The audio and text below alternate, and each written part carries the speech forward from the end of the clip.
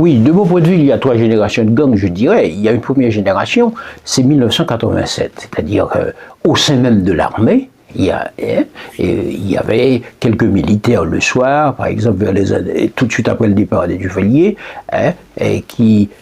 faisaient des opérations de saccage chez les gens nuitamment. Et puis ensuite, il y a une deuxième génération de gangs, c'est à partir de 1995, de mon point de vue, là où il y a les politiques vont construire une relation structurée avec les gangs pour prendre le pouvoir et l'occuper. C'est-à-dire, dans les bidonvilles, on va essayer d'identifier les têtes de pont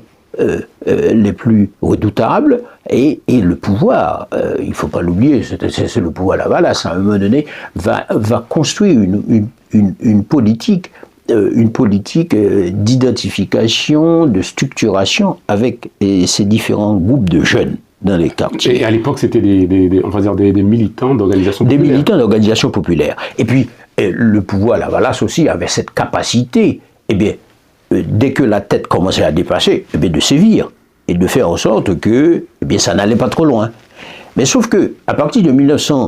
2010, avec l'arrivée du PHTK au pouvoir, de Michel Martelly, il avait annoncé la couleur avec son album Bandit Légal, mais lui, il va le faire, il va passer aux travaux pratiques, c'est-à-dire en accordant des armes, des munitions aux groupes de jeunes qui vont l'accompagner à prendre le pouvoir et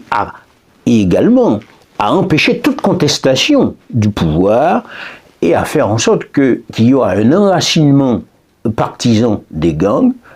de façon construite avec le PHTK. Donc là, on va passer à une autre phase, c'est que les gangs vont, non seulement sont instrumentalisés, vont faire partie comme étant acteurs à part entière